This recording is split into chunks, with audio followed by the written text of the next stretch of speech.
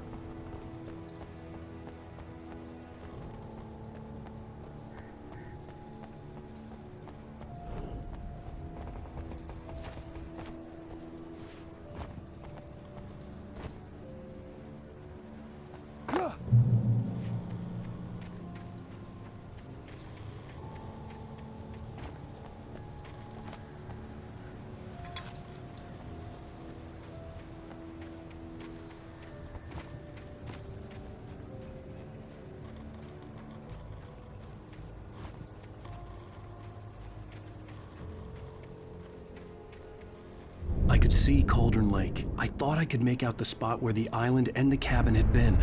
There was a light near it. It had to be a boat.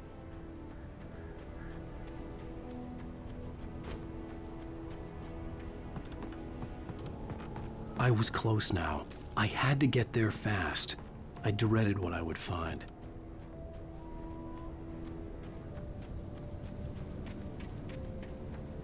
Wait! Are you? Wait! Hey, I'm here! I'm coming! No! Get away! I'm sorry.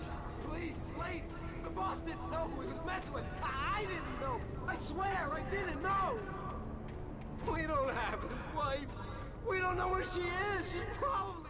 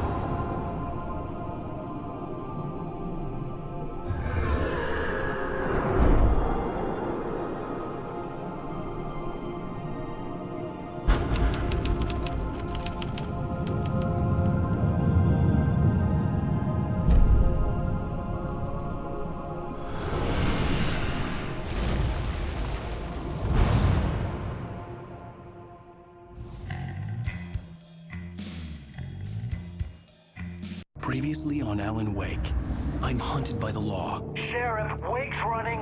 I'm giving chase. Are you seriously telling me that writer just took out my deputies? A thriller I supposedly wrote is coming true. The genre of the story seems to be shifting. It's turning into a horror story. I was told that Alice had been kidnapped, but that was a lie. We don't have his wife. We don't know where she is. Her purported kidnapper was eaten up by the dark presence before it attacked me.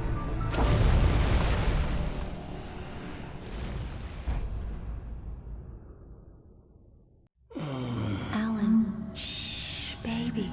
It was just a nightmare. Alice. There you go, Alan. Hartman, I fell. I had to give you a sedative. Don't fight it. You went through another rough period. What?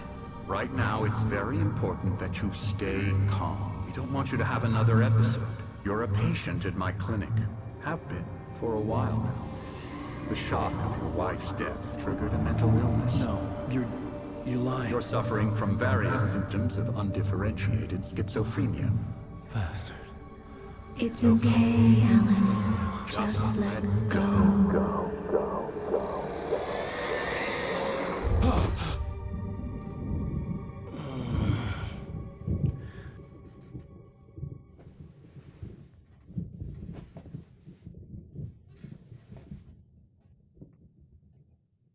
I felt groggy.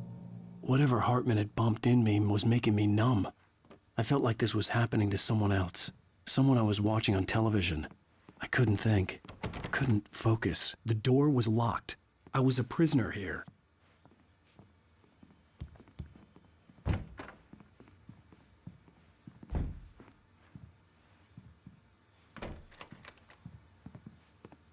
Good evening, Alan. Are we feeling better now? Feeling calm?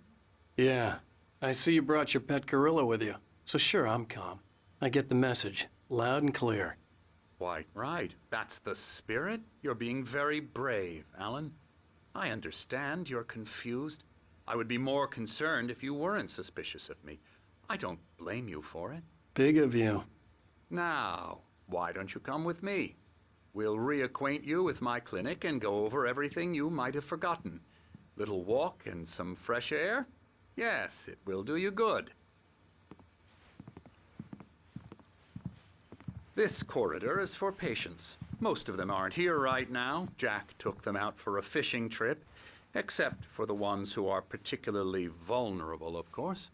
I encourage creativity as a part of the recovery process here at Cauldron Lake Lodge. I specialize in treating artists. I bet you do. Splendid, Alan. I honestly believe we can get this thing under control if we work together. This way, Alan.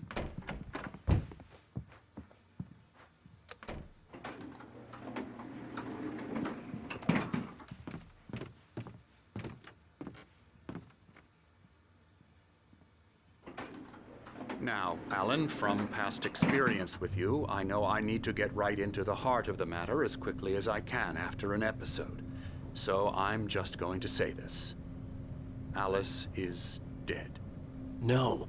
You're in a very vulnerable state until you understand and accept this. Alice drowned, and you couldn't face that. You're suffering from hallucinations, paranoid delusions, unusual thinking, an obsession about light and darkness, a feeling that everything revolves around you, your thoughts and dreams. Your mind has constructed an elaborate fantasy scenario in which your writings are affecting reality. She has been kidnapped, and supernatural forces of darkness are trying to stop you. We go this way, Alan. I wasn't ready for another shot, so I went along with it.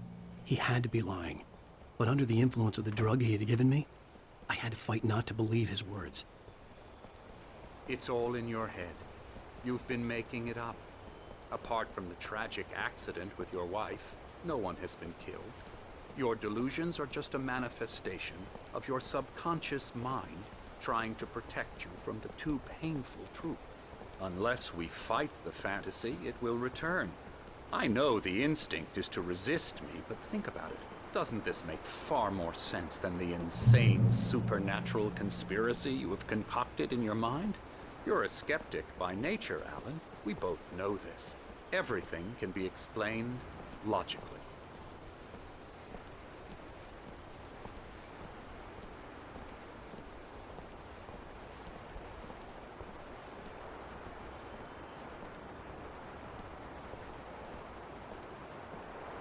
I never get tired of this view. Very inspiring, isn't it? Cauldron Lake spread below us. I could see Mirror Peak on the other side of the lake. I thought I could make out the spot where Diver's Isle had been when I arrived with Alice. Now there was nothing but waves. It seems there's a storm coming. Funny, I don't recall there being a mention of that in the weather forecast. Well, no matter. This way. Follow me. Alan, what I'm telling you is good news. Right now, we're in control. Every time you have a relapse, it gets more and more difficult to resurface from the dark depths of your imagination. Not surprising, considering your profession. Imagination is what you work with. After all your nightmares, this should come as an immense relief to you. If it doesn't, why is that? Because I'm lying? Or because you don't want to admit that you're not well? It's very natural for you to think of me as your enemy. It's part of the illness. I let him talk. After all, Hartman I'm the obviously one loved trying his to own bring you voice. out of the His world words you've echoed constructed madly for inside yourself. my head. But I I can't dug my do nails it into by the palms of my myself. hands to stay You need focused. to work with me. Once you accept that, we can begin the journey towards your recovery. Come along. Let's go inside.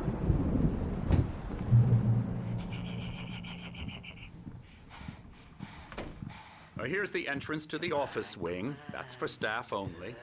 You were impressed by my trophies when you first arrived here. I do love to hunt. The great outdoors, man versus nature. It's wonderful stuff. Pretty damn wonderful, yeah. Scary, scary, scary.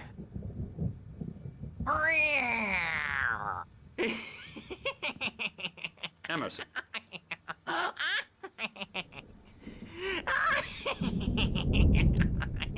I'm a real bad dream, mister. You should be afraid of me. Don't want to run into me in the night, that's for sure. Please, Emerson. Mr. Wake is confused enough as it is. Yeah, you'd like me to go away so you won't be scared. But you can't just decide what kind of dream you have or when you have it. Emerson,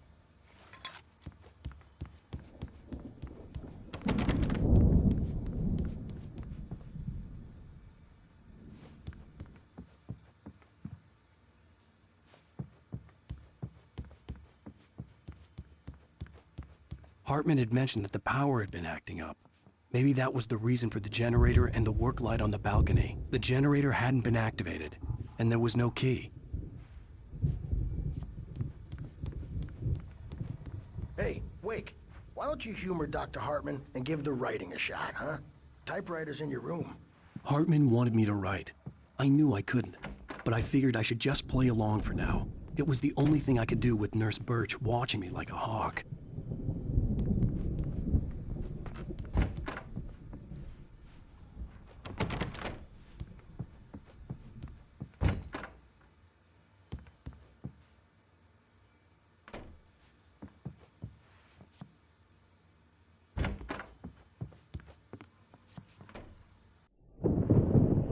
The white glare of the blank page in front of me hurt my eyes.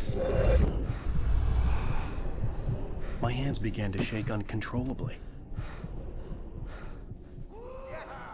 Everybody, calm down. Put that down. Bert, I need help. Hey, Wake, you stay here. I'm gonna go see what's up. You just keep doing what you're doing. Be cool, okay?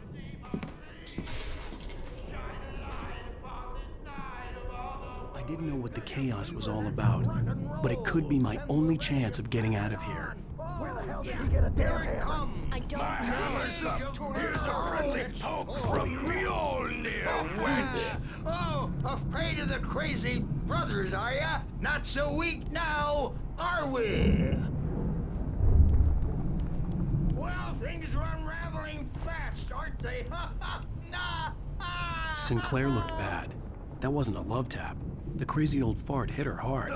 If she was one of Hartman's goons, she had it coming. I could get the key to the office wing from Sinclair. I had to get to Hartman's office. He had taken all my manuscript pages. That's where he'd be keeping them. It's time to pay the piper. Maybe you could come out and beat our wrinkled adult diaper ass, Bert, since you're so tough, Bert.